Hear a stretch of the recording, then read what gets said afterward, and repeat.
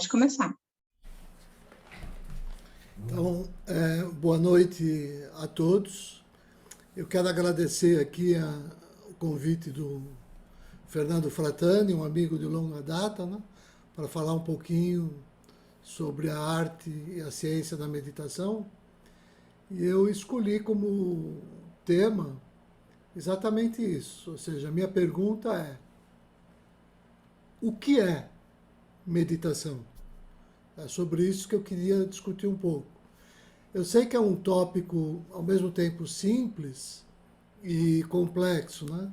Para dar um exemplo, eu iniciei os meus estudos nessa área em 1974. Então são praticamente 50 anos envolvido com esse tema, né? Que acabou por orientar toda a minha trajetória, não tem dúvida. Mas eu não posso lhe dizer que eu descobri todos os mistérios dessa arte ou que eu alcancei os níveis mais elevados de realização espiritual. Porque a meditação é um tema que nunca se esgota e o meu passo foi como o passo de uma tartaruga. Eu caminhei muito lentamente, mas sem retroceder. E é disso que eu trato um pouco, inclusive, tanto no livro-blog que eu produzi, como no canal do YouTube. Esses dois espaços eu quero falar um pouquinho deles, né? Porque eles trazem uma série de informações que pode ser de interesse para aqueles que estão começando a dar os primeiros passos nessa senda universalista. Tem que enfatizar isso. É uma senda universalista, né? Tanto o blog como o canal, eles acabaram por dar forma à disciplina, a arte e a ciência da meditação, que desde 2019 vem sendo oferecida na UFRJ, tanto para os alunos da graduação como da pós-graduação. Então, antes de entrar no tema, né, o que é meditação, eu só quero mostrar assim bem rapidamente, quero compartilhar assim a página onde está o YouTube, como também onde está o blog, só para dar uma ideia muito rápida do que eu quero fazer hoje também. Então eu quero compartilhar com vocês essa tela, que já está aqui. Eu não sei como fica aí, mas acho que já está sendo compartilhado, né? Então, olha só, esse canal do YouTube, só para dar uma ideia como ele funciona, ele é todo voltado para a arte da ciência da meditação e a sua fundamentação. Então, tanto um vídeo de apresentação, como as diversas playlists, né? Que nem aqui eu tenho uma playlist, os fundamentos da arte da ciência da meditação. Depois, o que fundamenta isso? A filosofia do coração na prática. Eu estou construindo uma playlist. E o que é que fundamenta essa filosofia? É a Bhagavad Gita. Então, eu construí aqui dois grupos, né? Um sobre a Bhagavad Gita e outro sobre um comentário, uma edição especial, que a gente chama de Gita Bhashya de Hansa Yogi, que é uma outra Gita, a gente pode falar assim, que trata sobre o assunto. Então, só aqui, para ter uma ideia, já são quase 80 vídeos, só nessas duas playlists, né? Também eu tenho um grande exemplo, vamos dizer assim, a gente chama dos paradigmas, né? Então, onde é que essa história se refletiu para me servir de exemplo? Então, eu tenho aqui nesses vídeos que conta, a gente chama de Sudacharita, como se fosse um Buddha Charita, né? Que é uma hagiografia, a história de vida de um ser, assim, um santo moderno, né? Então, eu conto a história de Francisco Barreto, da minha relação com ele. E conto também um pouco da história, que dessa outra playlist, desse grande projeto que ele deu início, das dificuldades que ele enfrentou e tudo mais. Eu tenho outra playlist, aliás, outro grupo de playlists, né? Falando sobre a arte de sonhar e a mente, porque o sonho, esses estados de consciência, eles são muito próximos assim dessa ideia do que a gente traz, inclusive, com a meditação, né? Quando a gente estuda os 4 estados de consciência no yoga. Então, eu estudei o Oráculo da Noite, do Siddhartha Ribeiro, que é um best-seller aí dos últimos anos, o Jung, né? O Homem e os seus símbolos, e tenho o meu próprio diário de sonhos ao longo desses 50 anos, que algumas experiências eu quis compartilhar para mostrar, para exemplificar como isso acontece na vida de todo mundo e a gente não se dá conta, só quando anota, né? Então tenho também outra série de playlists que fala aqui sobre a consolidação da disciplina, 12 vídeos, as aulas síncronas, as aulas assíncronas e os palestrantes convidados. Então, é só para dar uma ideia da quantidade de coisa que a gente pode encontrar no YouTube. E como é que se chama? O livro-blog, ele é tanto um livro como um blog, né? E é a mesma ideia, ele fundamenta a arte e a ciência da meditação. Tanto que o nome é O Sublime Canto do Senhor sobre a arte e a ciência da meditação. Né? Gita é canto, Bhagavata é do Senhor. Né? Então, o Sublime Canto do Senhor sobre Dhyana, que é a arte da meditação. E eu arrumo isso de vários modos. Né? Se eu clicar aqui, sumário geral, eu tenho a arrumação desse livro do blog como um livro, com o vídeo de apresentação e depois com todos os artigos, uns 100 artigos mais ou menos, que formam esse livro-blog que está em processo, em desenvolvimento, em formação. Agora, se eu quiser selecionar daí alguns artigos para falar especificamente sobre a disciplina, eu tenho aqui, ó, CMT 014 e apostila. Opa, às vezes surge uma propaganda aqui. Então, quando eu entro aqui, ó, eu tenho os 19 artigos que compõem um curso completo com toda a ideia do que é... Por que foi lá para trás? Deixa eu ver. Do que é a meditação. Está aqui. E ainda mais, a gente sabe que entra nessa área, às vezes começa a pensar no planeta, em ecologia, essas questões todas, e é inevitável que a gente passe a refletir sobre vegetarianismo e tudo mais. Então a gente tem um canal aqui com receitas vegetarianas, aqui escrito pela Cássia, né, eu só publico. E se alguém quiser saber de fato como é que isso se fundamenta de uma maneira mais sólida, eu selecionei aqui os principais artigos acadêmicos meus que tratam dessa matéria. Ele está indo para o fim da página, não sei porquê. E eu aproveitei, né, eu coloquei aqui embutido a minha própria tese de doutorado. Então, para quem quiser ir mais fundo do que é que fundamenta essas ideias sobre a arte e a ciência da meditação, estão aqui na tese. E tem também, né, se eu for aqui embaixo, depois na tese, eu tenho alguns podcasts, 2 podcasts, né, um para o Estadão, o Estado de São Paulo, que a gente fez uma entrevista, e outro com um colega que, inclusive, é próximo aqui de uma pessoa do nosso grupo, e alguns registros históricos, assim, em pequenos livros, onde eu já comentava sobre isso e tudo mais, né? Então, pronto, o livro-blog é esse. Dito isso, eu posso parar de compartilhar para dizer que material sobre o que eu vou falar tem bastante. Aqui, então, parar de compartilhar. Voltei. Deixa eu ver quanto tempo eu levei. Está ótimo, estou dentro do prazo que eu prometi para o Fratani, porque eu estou indo um pouco rápido, porque o meu projeto é ambicioso. Eu queria hoje falar fazer um mapeamento de tudo aquilo que é necessário para a gente caracterizar esse fenômeno, o que é a meditação, e identificar isso nas suas particularidades, singularidades, dentro de qualquer sistema de meditação, de qualquer escola. Eu estou em busca daqueles universais, né? Aquilo que é o mesmo em todos esses olhares, em todas essas escolas. Então é isso. O que é meditação? É disso que eu quero tratar aqui hoje com vocês.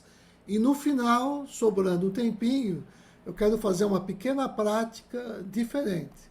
Porque o enfoque hoje para falar de meditação também é um recorte especial, pensando inclusive nesse grupo, pensando na própria trajetória do Fernando Fratani, né?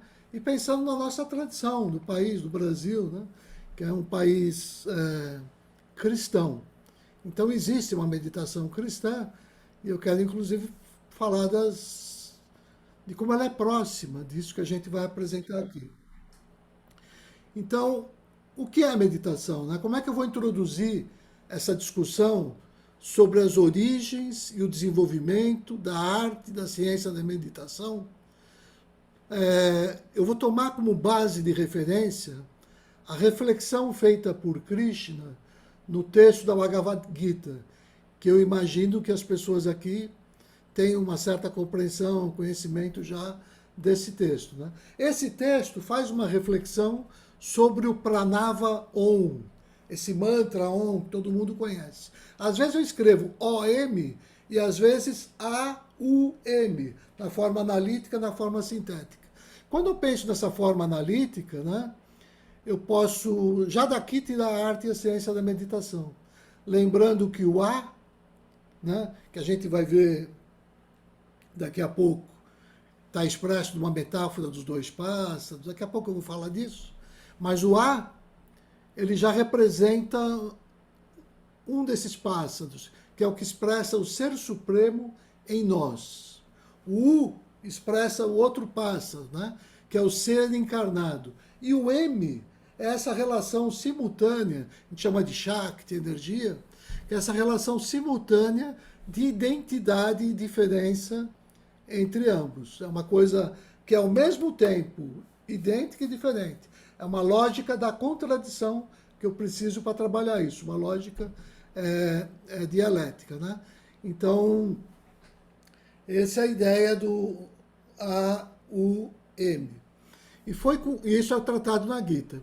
Então, foi com esse pressuposto que eu formatei a disciplina CMT 014, a Arte e a Ciência da Meditação, na UFRJ. E o próprio livro-blog, como eu já mostrei assim muito rapidamente, ele foi construído a partir desse pressuposto. Mas qual é, de fato, o grande pressuposto que permeia essa ideia do OM quando eu começo a abrir o OM, né? Expandir esse conceito?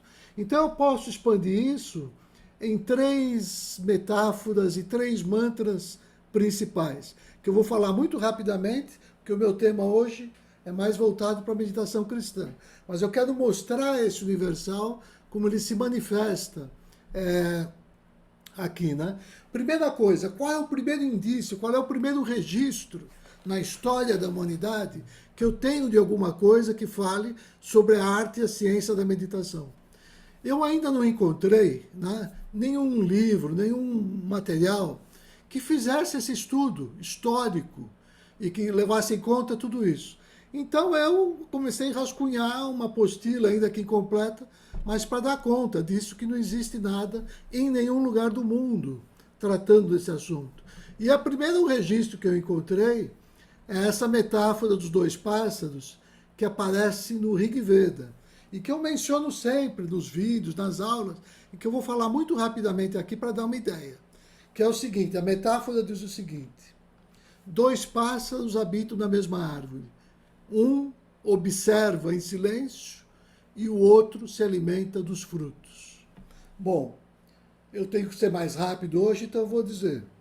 A árvore é o corpo humano e os 2 pássaros são essas 2 instâncias de nós mesmos, o divino e o não divino, que buscam a integração de si. Então, já por aqui eu começo a entender o que é meditação, porque independente da escola que eu me filio, quando a pessoa diz, vamos meditar, a primeira coisa que ela pede para a gente, né, ou em geral é assim, nas principais formas, senta, relaxa, fica numa posição confortável, fecha os olhos, e aí vem, ou presta atenção nos seus pensamentos, ou presta atenção na sua respiração. É a primeira coisa que a gente diz. E em seguida, o que é que acontece nesse fenômeno? Eu começo a me dar conta de uma coisa que no dia a dia a gente não se dá conta, que é esse mar de pensamentos e que as coisas estão acontecendo, eu não sei de onde vem, e eu me dou conta dessas duas instâncias, que existe o pensamento sendo pensado e que existe alguma coisa observando esse pensamento. Então, tudo que eu sou chamado para a arte da ciência da meditação é para ir começando a tomar consciência disso. Primeiro, eu tenho essas duas instâncias. Segundo, é claro que a meditação é o processo de unificação, né, do ser individual com o ser sagrado. Tanto que da próxima metáfora a gente vai associar com a respiração e eu vou dizer, é como se eu dissesse assim, né? Eu respiro e quando eu respiro, eu me encontro com Deus dentro de mim. Eu expiro e quando eu expiro, eu me encontro com Deus fora de mim, vamos dizer assim. Por que eu estou dizendo isso, né? Agora eu tenho que sair da metáfora dos dois pássaros para a metáfora que fala dessa unificação dos dois seres, que é a metáfora do cisne. Eu trato disso também em vários artigos no livro blog, aqui não preciso falar disso agora, mas é só dizer que a metáfora do cisne, o cisne representa a unificação desses dois pássaros.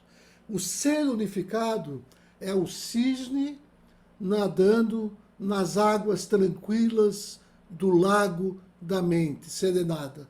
Essa é a metáfora do cisne, que aparece em várias Upanishads, e eu trato disso no livro blog, e explico, inclusive, que é o Upanishad, para quem não conhece, e tudo mais. Então, essa metáfora do cisne ainda tem várias características interessantes sobre ela. Primeiro, que em sânscrito, cisne se diz Hamsa. Hamsa. E Hansa se diz, aliás, vou começar diferente. Hansa é também, ao mesmo tempo que é o nome do cisne, é uma espécie de forma concisa de uma frase sânscrita que diz, eu sou isto. Então é como se na metáfora dos dois pássaros, você tomasse consciência da sua identificação com o sagrado em você. Então, Hamsa, eu sou isto.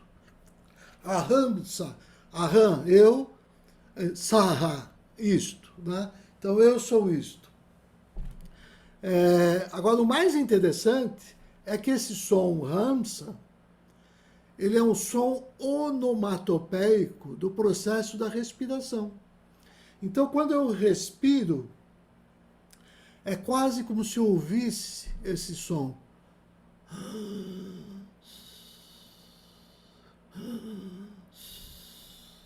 Repetindo. E quando eu repito várias vezes, vai dar ranço, ranço. Tanto que alguns, do lado mais xamânico, eles fazem a meditação Sohan, que é um pouco diferente dessa nossa, que é do ranço, que ela é mais voltada para uma atividade assim mais quieta, vamos dizer, né? Então, olha só quanta coisa já tem só nessas duas metáforas. Agora, tá certo. Essa é a metáfora do cisne, eu falei da metáfora dos dois pássaros, eu vou falar da terceira metáfora, que a gente chama essa metáfora de Gitopadesha, ou seja, o ensinamento verdadeiro e profundo da Bhagavad Gita. Pouca gente tem consciência disso, que é assim, pouca gente. Eu tenho conversado com as pessoas e eu vejo isso. Né? O que é a metáfora da Gitopadesha? É você entender que os dois pássaros que eu estou falando agora são os dois personagens principais da Bhagavad Gita. Eles estão numa quadriga no campo de batalha, né? Um é o quadrigueiro e o outro é o, como é que se diz? É o que está sendo conduzido na quadriga. Então eu tenho ali Krishna e Arjuna, né? Então a metáfora da quadriga, de novo, nada mais é do que uma expressão da metáfora dos dois pássaros do Rig Veda. E eu estou dizendo que ela é, então, como é um tratado já grande aqui expandido, ela é, por excelência, o tratado sobre a arte e a ciência da meditação. Então essa é a metáfora da quadriga, com o Senhor Krishna e o Senhor Arjuna. Eu sei que tem muitos outros textos que tratam disso, a gente vai ver daqui a pouco, Mas eu quero enfatizar isso, porque esse foi o caminho que eu segui, né? Bom, o outro mantra, obviamente, é o mantra que sintetiza tudo, é o mantra Om. E aí, de novo, eu digo A-U-M, né? É o ser, o não ser e a sua relação de identidade, de afirmação e negação do ser. Simultânea. Afirmação e negação simultânea. Isso só muito modernamente o Ocidente foi começar a elaborar um pouco sobre isso com a lógica dialética e tudo mais, que essa compreensão irracional, entre aspas, chega no Ocidente. O quinto mantra, então, olha que interessante, eu já tinha falado da metáfora do cisne, é uma metáfora, mas é também um mantra, já que Hansa é um mantra, mas é um mantra muito especial, porque se eu quiser falar o que é mantra de fato, né, de fato, mantra é aquilo que aparece nos Vedas e começa pelo Om. Não apareceu nos Vedas, não começa pelo Om, não é mantra, no sentido mais rigoroso. Mas no sentido mais light, a gente vai aproximando, eu posso falar até o mantra da economia, o mantra do ministro, né, com esse sentido que a gente sabe o que é aquela coisa principal, a essência, aquela coisa que se repete, que te dá o tom, né, de todo o processo. Agora, no caso do mantra Hansa, ele tem uma característica muito especial. Porque enquanto a gente trabalha a parte ritualística, que é fundada numa série de procedimentos ritualísticos, eu tenho o japa, para fazer o japamala, para contar, fazer as contas 108 vezes, que eu faço o mantra, ou 10 vezes 108. Quer dizer, tem toda essa ritualística, que é do período védico, hinduísta e tudo mais. No caso do mantra Hansa, a gente diz que se trata de um japa a japa mala. Ou seja, é um japa, mas não é japa mala. O A é negação. Por que não é? Porque eu não conto e ele se dá naturalmente na minha respiração o dia todo. Se eu estou respirando, todo mundo que respira, que tem um coração, tem o processo da meditação latente em si próprio. E quando eu acordo, quando eu desperto para esse processo, eu começo a me dar conta que se trata desse mantra. E quando eu me dou conta dele, do que ele significa, eu começo a participar desse processo de unificação, onde eu inspiro e vejo o sagrado em mim, eu expiro e vejo o sagrado em tudo. Então isso se dá pela inspiração Ram, pela expiração Sa, que é um mantra. Mas é um mantra que se torna ele próprio o Dhyana Mantra. Eu gosto de chamar como Dhyana Mantra, né? Que é um dos mantras que praticamente está originando o processo de meditação, embora ele não comece com o Om, né? Que as pessoas mais conservadoras dizem que se não tem o Om na frente, né? Om, por exemplo, é o que eu vou tratar agora. Tem o mantra Om Namo Narayana. Por que eu vou pegar esse mantra como o meu sexto item aqui, das 3 metáforas e dos 3 mantras?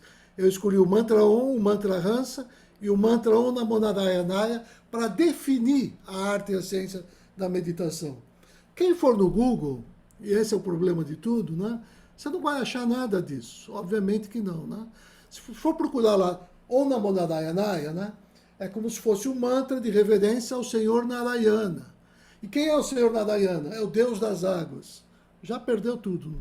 Já não tem mais nada a ver com essa coisa mais mística, esse segredo mais oculto, que fica acessível aos praticantes dessas linhagens sobre a arte e a ciência da meditação.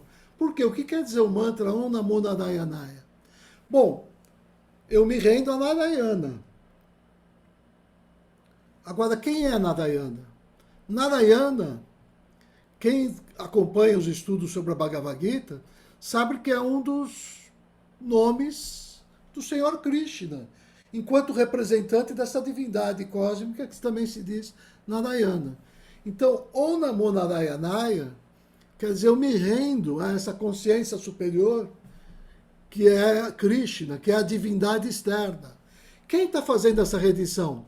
O outro personagem da Gita, que é Arjuna. Então, quando eu digo Om Namo Narayana, Essa é a melhor expressão que existe sobre o significado da Bhagavad Gita.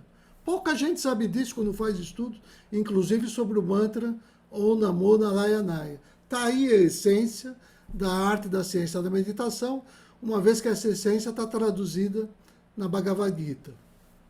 Eu sei que o que eu falei é complicado, eu sei que eu estou falando muita coisa e assim, eu sei de tudo isso. Mas depois de tudo isso a gente vai perceber que tudo isso tem um lugar e as coisas vão ficando mais tranquilas. Então, é com base nisso que eu construí, inclusive, a fala de hoje. Né?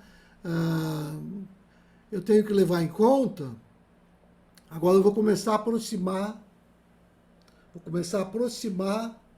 para a meditação cristã, que é o que me interessa. Né? Bom, primeira coisa, a marca característica, ou lakshana, dos praticantes das formas superiores de meditação é a capacidade que eles têm de agir de forma amorosa e altruísta. Onde isso não existir, você não tem um praticante de meditação desenvolvido ou amadurecido. Essa é a marca característica. É a forma de agir amorosa e altruísta. E em conformidade com essa consciência, né, que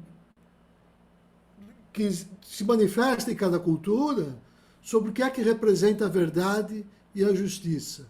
Aquela consciência que vai sugerindo nos diferentes grupos como é que eu percebo a unidade que se manifesta na multiplicidade. E aquela consciência que me possibilita harmonizar os contrários da multiplicidade para que eu chegue à unidade. Então, isso a gente alcança em meditação. Porque a nossa visão de mundo, nós enxergamos a realidade de uma forma muito limitada. Né? A gente não entende. Eu me fio muito dos sentidos, mas aí, por exemplo, a Terra pode ser considerada grande, se ela é comparada com a Lua. Mas ela é pequena se comparada com o Sol. E essa mesma Lua, quando eu vejo de longe, ela é pequena, mas se eu vejo de perto, ela é grande. Né? Então, é claro que depois, quando a gente vai amadurecendo, estudando, a gente vai entendendo tudo isso. Mas, ou seja, os sentidos, eles nos traem. E a meditação é aquilo que vai além dos sentidos. Né? Ela trabalha numa outra esfera, essa esfera intuitiva. Então, a meditação nos auxilia a enxergar as coisas como elas são, ou seja, sagradas. Enquanto eu não percebo que as coisas todas são elas todas sagradas, a minha meditação ainda está incompleta. Então, a meditação tem relação com esse processo de autoconhecimento, autocontrole, autonomia e individuação do ser, que revela as experiências desse mundo fenomenológico e... Como é que eu vou falar? A gente não sabe como se relacionar com a sociedade, com o meio ambiente, com essas leis que parece que regem o universo. Em meditação eu vou descobrindo essas leis. É a lei universal do amor. E a partir daí, o Vanildo gosta muito desse tema, né, que é o conceito do Bhavana, essa ideia do Bhavana. Né? Eu começo a entender como Bhavana. No budismo eles falam Metta-Bhavana, né? Como essa forma de meditação amorosa é a que vai me dando essa visão. Né? Que visão? Que me permite o quê? Que permite eu sentir o fogo ardente do coração. Me permite experimentar a vida na sua unidade. E a vida toda, então, ela vai se tornar uma forma de meditação. Por quê? Porque, vamos assim, aproximar de uma definição padrão, que todo mundo conhece, qualquer núcleo, qualquer escola de yoga, eles vão falar a mesma coisa. Tem muita verdade ali, vamos passar por aí, então. Meditar, em essência, tem a ver com aquietar o pensamento e fazer com que a gente passe a testemunhar esse ritmo da respiração cósmica, né? Que faz com que o nosso coração passe a vibrar nessa frequência de amor puro da energia cósmica. Ou seja, a gente diz vibrar com Sharada, que é a Brahma Shakti no ser humano, a gente diz essa energia que se chama Sharada, né? E essa Brahma Shakti é essa energia que teria dado origem onde o universo surgiu e como ele nos unifica a nossa transcendente origem, né? E que faz com que a gente possa afirmar, que eu vou caminhar para isso quando chegar no Senhor Jesus. Eu posso dizer de alguma maneira, né? Eu sou o fogo ardente do coração em ação. Eu sou a presença da paz e do amor em ação, né? Eu sou um com o sagrado coração, né? Então, nesse sentido, isso que eu estou falando aqui não é algo totalmente estranho à cultura ocidental. Pelo contrário, representa um ensinamento que está simbolizado no primeiro dos 10 mandamentos da tradição judaico-cristã. Representa o ideal de sintonia com esse alento vital, com esse sopro universal, que é a fonte de onipotente poder de onde procedem todas as formas de vida. E que foi o que levou o Senhor Jesus a dizer: eu e o Pai somos um. Então, voltando lá, uma definição mais comum, mais popular e mais simples do que é meditação. Aparece nos Yoga Sutras de Patanjali, né? Chitta, Vritti, Nirodha. É assim que se diz, né? Então, ou seja, quer dizer, que essa verdade intuitiva expressa por Jesus, eu e o Pai somos um, é como se isso surgisse na mente, Chitta, quando nós controlamos e harmonizamos, Nirodha, a sua atividade, Vritti, por meio da prática de meditação. Por isso que meditação é isso. Chitta, Vritti, Nirodha. Meditação é algo que se desenvolve, se aprimora, não apenas com a prática dessa ou daquela técnica. Muito pelo contrário, talvez. Principalmente, ela se dá a partir da nossa própria reforma interior. Da reforma interior. Quem estuda os Yoga Sutras de Patanjali sabe que tem os yamas, niyamas, asana, pratyahara, que compõem toda essa parte da disciplina externa e disciplina interna. As prescrições e as restrições na formulação do Ashtanga Yoga, por exemplo. No budismo é um pouco diferente, é a via óctupla do Senhor Buda, mas no fundo guarda semelhança. E essa via óctupla eu consigo harmonizar ela em 3 categorias, que no Shuddha-dharma a gente chama de Bhavana, Karma e Dhyana. É simples. Aliás, um dos artigos do texto faz essa comparação, assim, né? Do livro blog. Então, deixa eu ver como eu estou de tempo, vai dar, está tudo certinho. Um fundamento comum das distintas modalidades de meditação, tanto do yoga como do budismo, é a ênfase na escuta interior, na escuta da rádio coração, né? Um outro fundamento, esse é de natureza mais ética, é a ênfase em se dar precedência ao que é mais, que a nossa consciência aponta como mais correto, sobre aquilo que a nossa consciência aponta como mais prazeroso. Ante os dois, se eu tiver que optar, eu tenho que optar pelo mais correto e abrir mão dos prazeres. Por isso é que você faz yagnas, faz atos de tapas, né? Você faz sacrifícios, né? Exatamente para ir disciplinando o seu corpo. Então, são desses 2 fundamentos que deriva o sentido profundo da meditação, não apenas com a meditação silenciosa que eu faço de manhã, na madrugada, que é o melhor horário, no Brahmacala de preferência, entre as 2 e as 6 da manhã, no máximo. Não apenas nesse horário, mas a meditação, no seu sentido profundo, ela se torna uma prática contínua, que deve se estender pelo dia todo, sem que a gente jamais se esqueça que meditar envolve, principalmente, meditar na nossa praxis, durante todas as nossas atividades cotidianas. Então vem daí, né, a importância desse entendimento, disso que a gente percebe a partir do nosso próprio processo de respiração, que é onde se encontra a raiz de todas as formas de meditação. Porque é ela que nos permite tomar consciência de que nós somos a testemunha, o observador imparcial, que não se afeta pela realidade externa da vida.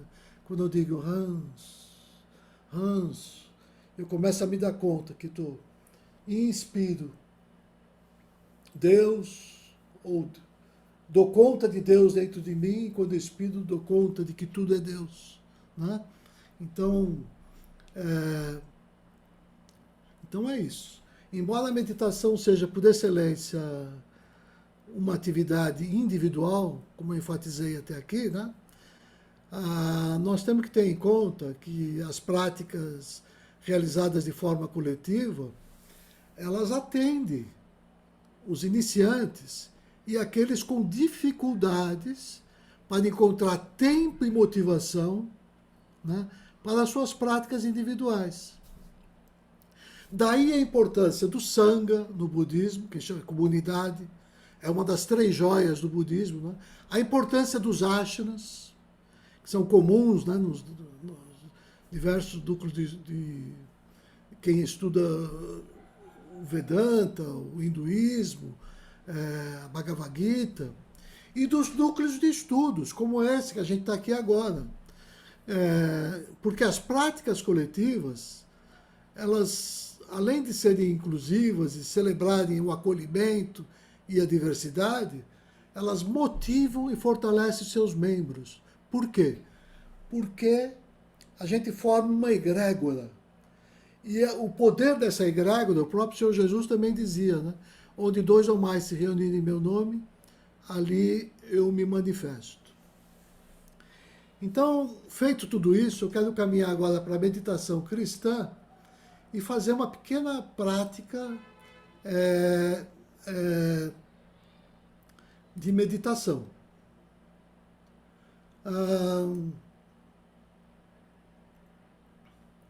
Eu vou seguir aqui um texto, mais ou menos. Aqui tem muita informação que eu não domino, né? Mas eu vou seguir esse texto, que é para dar uma ideia da meditação cristã. Deixa eu ver como é que eu começo. Eu tinha dito para o Vanildo, peço desculpa a vocês, que eu ia avançar um pouquinho em relação ao tempo. Ele me disse que não tinha problema se eu gastasse os 20 minutinhos a mais e terminasse aí por volta de 9h10, mais ou menos, né? Então, meditação cristã. A oração dos padres do deserto. Primeiro, vamos lembrar de Teófano, o recluso. Aí lá eu dizia no texto que eu estava falando, há entre os místicos cristãos muitas referências à arte da prece que nos remete ao que entendemos modernamente como a arte da meditação. Em A Arte da Oração, uma antologia ortodoxa, São Teófano, o recluso, a gente pode ler, olha que interessante. Sempre e em todo lugar, Deus está conosco, perto de nós e em nós. Mas nem sempre estamos com Ele, visto que não nos lembramos dele. E porque não nos lembramos dele, nos permitimos muitas coisas que não faríamos se nos lembrássemos. Essa necessidade de estar direcionado internamente a Deus deve ser plenamente reconhecida, porque todos os erros da vida ativa parecem vir da ignorância desse princípio. Tome para si a regra de sempre estar com o Senhor, mantendo a sua mente e seu coração, e não permita que os seus pensamentos vagueiem. A pergunta que eu faço, então, é essa, né?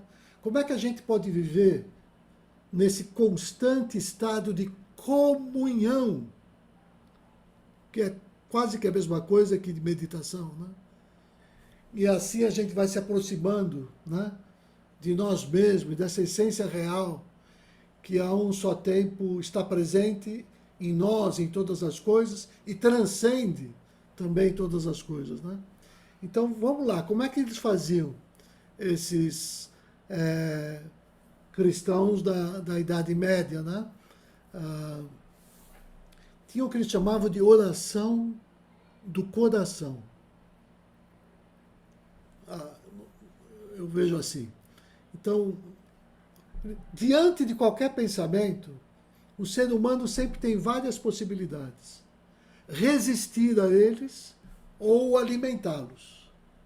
Então, quando a gente guarda o coração, nós nos libertamos dos maus pensamentos e somos convidados a discernir entre o bem e o mal.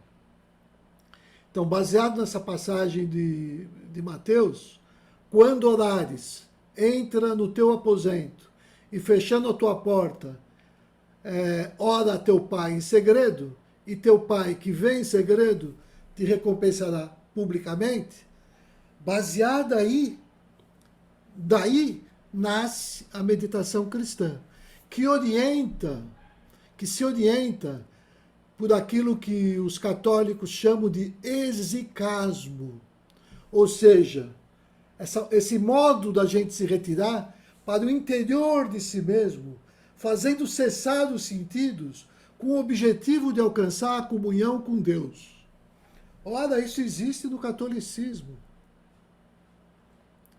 Para alcançar o exicasmo, esvaziando a mente dos maus pensamentos, os padres do deserto valiam-se de uma oração, também conhecida como oração de Jesus. Está aqui um mantra. Isso é um mantra. Senhor Jesus Cristo, Filho de Deus, tem misericórdia de mim, um pecador. Então é como se os padres aconselhavam a realizar essa oração do coração, dizendo mentalmente ao inspirar, Senhor Jesus Cristo, e tende misericórdia de mim ao expirar. Olha que interessante. Outros padres já faziam na inspiração a oração e na expiração a oração. Então, quando isso é praticado de forma contínua, o tempo todo, você vai formando um padrão, você vai formando essa forma que eles chamavam de oração incessante. Isso é um termo-chave. Oração incessante é um sinônimo para meditação na ação. É quase que sinônimo. Porque oração incessante é aquela que atendia ao pedido do apóstolo Paulo, né, para se orar sem cessar. Para se orar até despertar a consciência da presença ininterrupta de Deus, de tal modo que a hora das tarefas cotidianas não diferiria mais da hora da oração. Obviamente a igreja rejeitou isso por séculos e séculos, mas agora em meados do século XX, ela de alguma maneira, timidamente, começou a ressurgir com o Papa João Paulo II, que chegou a discutir sobre o exicasmo e essa teologia da Igreja Católica Oriental. Então é óbvio que a fundação dessa prática, como uma espécie de mantra, é similar a tudo que eu falei no início aqui, com essa ideia do Ramsa, por exemplo, né? E com essa ideia de repetir, né? Construir esse mantra, que o poder desse mantra vem da própria invocação do nome de Jesus, né? Porque isso vai estar sempre trazendo à minha mente a ideia de alcançar a comunhão com Deus. E agora tem uma coisa ainda que muitos dizem que é vantagem em relação aos mantras orientais. Porque, diferentemente da maioria das meditações indianas, dos mantras indianos, né, essa repetição, ela pode se traduzir em qualquer língua. Não tem problema. O importante é o significado. Enquanto que, no caso do mantra, existe todas as vezes um rigor, assim, legítimo, no sentido ritualístico, mas ingênuo, no sentido mais profundo do termo, né? De que se a entoação tiver um pouquinho errada, o mantra perde o seu poder e a sua potência. No sentido ritualístico, sim, que é bom de fazer as coisas certo, direito, seguir as regras. Mas é óbvio que tem uma coisa maior do que isso, que é a nossa motivação, a nossa intenção e o modo como a gente põe o coração nas coisas, né? E que isso é mais importante do que qualquer mantra, inclusive, né? O mantra, não pode esquecer que ele é um acessório. Ele é algo para nos servir. E o que eu vejo, às vezes, que as pessoas no yoga, às vezes, elas passam a servir os mantras, né? Invertendo essa ordem também. Então, vamos lá. Agora eu quero falar esse relato aqui, isso tem a ver com onde é que foi vivida essa experiência autêntica do exicasmo cristão. Foi vivido dentro do antigo projeto Reviver, desenvolvido na Fazenda Mãe Natureza, em Neópolis, Sergipe, sob a coordenação do místico Francisco Barreto. Para quem não sabe, o projeto Reviver acolhia e recuperava na fazenda, tanto como no seu anexo ali na balsa, pessoas com problemas de adicção, dependência fisiológica, dependência psicológica, e outras coisas, eu não vou aqui citar tudo, que não é a hora, né? Mas ali no projeto Reviver, você já passou a entender a cura, tanto que quem faz a cura prânica, quem sabe que é cura prânica, já é um dos modos de se interpretar esse projeto, né? A cura dentro dessa visão sistêmica e sintrópica, que envolve a participação na melhora da qualidade de vida, inclusive dos familiares, né? Então ali foi um sucesso o projeto e as pessoas, o índice de recuperação era maior do que as outras instituições psiquiátricas em geral do Brasil, né? E ali um dos principais lemas do projeto, que as pessoas diziam todo dia para formar a egrégora, né? Era: eu uno as minhas mãos às suas mãos, o meu coração aos seus corações, para que juntos possamos fazer tudo aquilo que sozinho eu não consigo, né? Tem uma frase de Goethe que resume o sentido disso aí, né? Desse projeto, que é: trate as pessoas como se elas fossem o que poderiam ser, e você as ajudará a se tornarem aquilo que são capazes de ser. Então essa era a rotina da Fazenda Mãe Natureza, né? Onde você desenvolvia essa consciência de que nenhum de nós é tão bom quanto todos nós juntos, que é outro lema do Reviver, né? Então eu tive a oportunidade claro, de acompanhar e estar ali presente com o Francisco em várias ocasiões, né? Acompanhando esse trabalho, trabalhei na cozinha, fui tomar banho no Rio São Francisco, muita coisa assim que eu poderia ficar aqui, que a gente não tem tempo hoje. Só sobre isso eu passo o dia inteiro falando, mas não é o caso aqui agora, né? Aqui agora eu preciso lembrar o seguinte, que esses meninos do projeto, o Francisco tinha uma maestria tão grande na condução deles, né? Que aconteceu o seguinte com esses meninos. O Francisco montou um projeto que as pessoas mostravam de alguma maneira essa gratidão com relação às bênçãos que eles estavam alcançando. E aqui por ali deixava escapar uma frase bonita que exprimia isso. Eu não vou saber resumir melhor agora, mas em resumo é isso.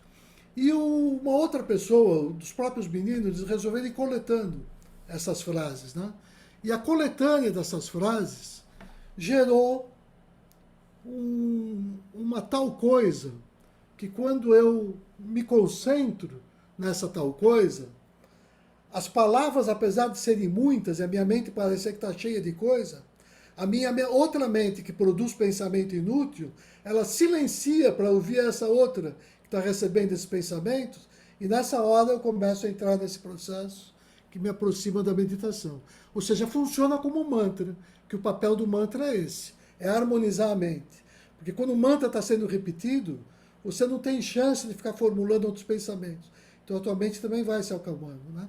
Então lá no Projeto Reviver, tá aqui, ó. Esses depoimentos emocionados e agradecidos pelos internos, pelas graças alcançadas, né? Os nomes que eles utilizavam para exaltar o poder de amor e cura do Senhor Jesus, testemunhado por todos, né? Deu origem ao que ficou conhecido, um documento sagrado, é uma oração sagrada e de poder, moderna, recente, ao que ficou conhecido como decreto de exaltação do nome de Jesus, que é um verdadeiro veículo de oração e cura pelo coração, extraído só de pessoas em recuperação, pessoas com histórico criminoso, pessoa com histórico de vício, de violência, de abuso, de tudo que se pensar. E por que isso é possível? Porque todos os seres humanos, como a gente sabe, quem diz Namastê sabe disso, todo ser humano tem Deus dentro de si e pode acordar e despertar esse Deus. Então, quando eu tenho uma relação com essas pessoas, que eu faço surgir das pessoas, não o seu pior, que é como a gente se relaciona no mundo, às vezes você cria uma briga, cria uma confusão, porque a tua presença já desperta no outro o pior do outro. E a gente não se dá conta disso. Quando que todo o segredo é a gente aprender a despertar no outro o seu melhor. Quando a gente conseguir isso, a gente converte, inclusive os criminosos, porque aí eles vão reconhecer a sua própria natureza divina. Essa é a função maior da meditação, né? Então, os meninos da fazenda produziram esse decreto do nome de exaltação de Jesus. E é com ele que eu vou encerrar, como eu prometi então, essa minha fala. Eu ia pedir a todos aqui agora, se quiserem me acompanhar nesse processo, que assim ficassem numa posição confortável, relaxada, bem relaxado, com os olhos fechados, né? E ouvisse, eu repetisse mentalmente, enquanto eu pronuncio isso, que cada frase aqui, cada sentença é de um interno diferente. Então são 108 internos que contribuíram, pelo menos, para isso que eu vou ler aqui agora. Tá certo?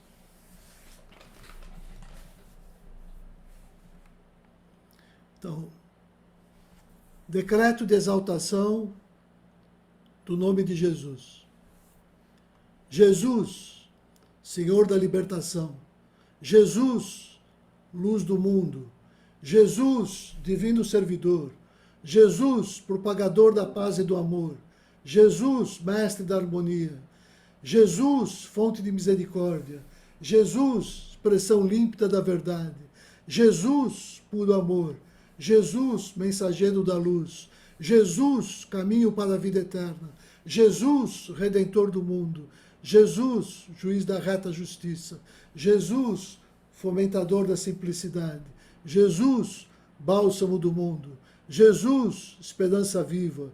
Jesus, salvador dos homens. Jesus, divina humildade. Jesus, eterna mansidão. Jesus, grande removedor de todas as máculas. Jesus, glória absoluta. Jesus, pescador de almas. Jesus, verbo divino. Jesus, amado libertador. Jesus, consolador dos corações. Jesus, magnífica radiância. Jesus, infinita refulgência. Jesus, ressurreição e vida. Jesus, sempre imaculado. Jesus, adorado Messias. Jesus, farol nas tormentas. Jesus, eterna aliança. Jesus, pacificador do mundo. Jesus, divino amigo. Jesus, guia para a luz maior. Jesus, glorioso médico dos médicos. Jesus, voz da verdade. Jesus, filho de Maria Santíssima. Jesus, estrela da manhã. Jesus, de ardoroso coração. Jesus, amorável mestre. Jesus, provedor de cura. Jesus, salvação e renascimento. Jesus, perdão profundo. Jesus, proteção dos aflitos e perdidos. Jesus, purificação do corpo e da alma. Jesus, causa maior da libertação. Jesus, nossa segurança. Jesus, governador da humanidade. Jesus, sustentador da terra. Jesus, auxílio de todas as horas. Jesus, santa bênção. Jesus, iluminação divina. Jesus, santificador, santificação dos pecadores. Jesus, glória das glórias. Jesus, plenitude e rendição. Jesus, semente de luz. Jesus, consolação completa. Jesus, vitória plena. Jesus, fonte de amor e perdão. Jesus, socorro dos aflitos. Jesus, fortaleza de todas as horas. Jesus, lenitivo dos corações aflitos. Jesus, transformação plena. Jesus, transcendência completa.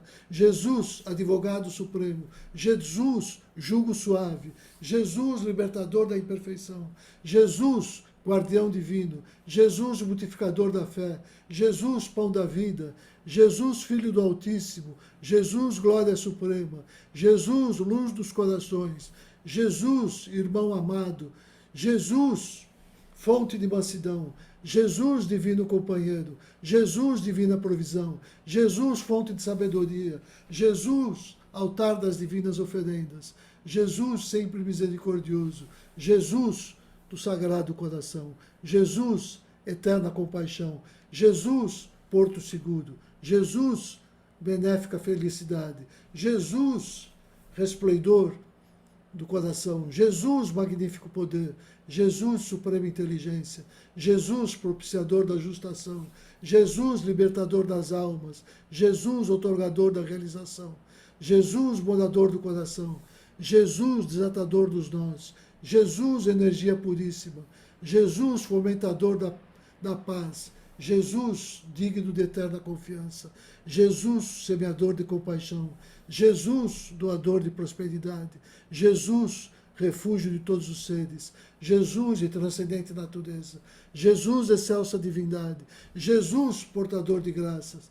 Jesus, condutor da verdadeira felicidade. Jesus, alegria dos homens. Jesus, coração ardente. Jesus, Senhor da perfeição. Jesus, dispensador de bênçãos. Jesus, expressão límpida do amor. Jesus, conduze-nos de volta ao Pai. Glória ao amado Filho de Deus. Tu és mais brilhante que milhões de sóis, refulgente como milhões de luas cheias. Jesus, nós te sentimos em nossos corações. Glória, glória, glória. 1000 vezes glórias a Jesus. Amém, amém, amém. Depois dessa prática, aí a gente está devidamente preparado para fazer a meditação silenciosa, que obviamente a gente não vai ter tempo hoje. Eu só quero agradecer a todos a oportunidade de compartilhar esses momentos com vocês. Eu falei para o Fernando que terminava 9h05, então, grato a todos. Namastê.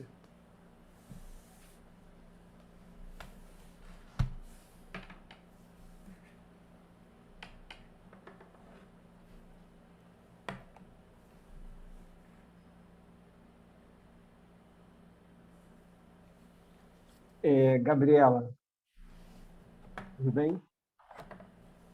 Bem, eu ia fechar, né?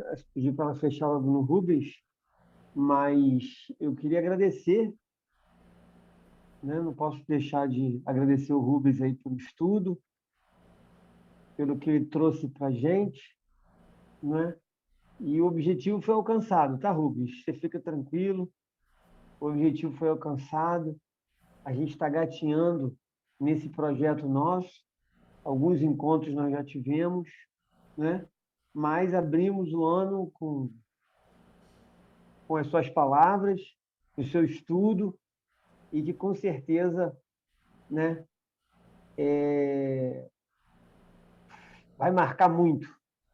E, com certeza, vai ajudar muitas pessoas que forem estar ouvindo, que depois, de alguma forma, vão estar ouvindo as suas palavras.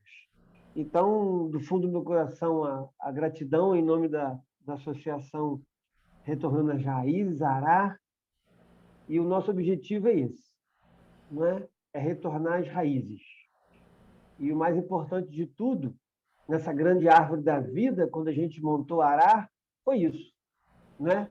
Montar, a gente retornar às nossas raízes, porque a fonte que nos alimenta é uma só.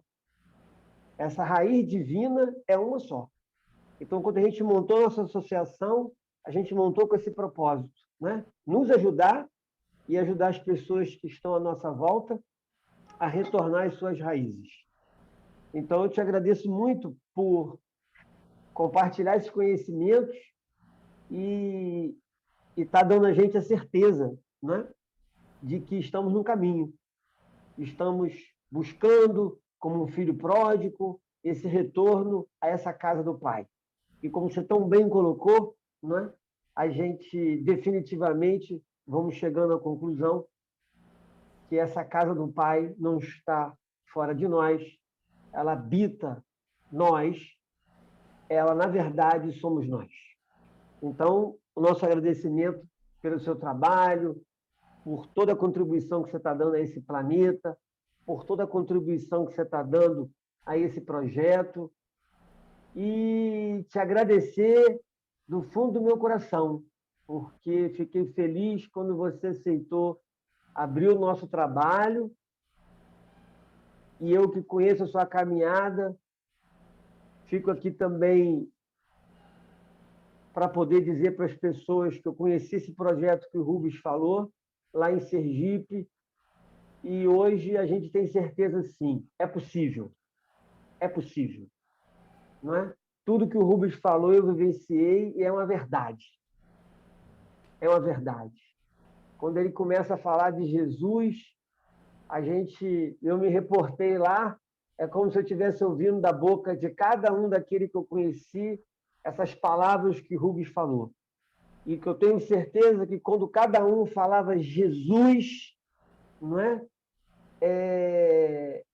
Eles traziam essa esperança de que eles iam conseguir sair daquele buraco que eles tinham entrado. Então, como o Rubem disse, tinham pessoas se recuperando que a gente não consegue nem imaginar os tipos de crime que aquelas pessoas cometeram. Mas uma coisa eu observava muito no Francisco. Não importava de onde você veio. O que eu quero saber, meu amigo, é aonde você quer chegar.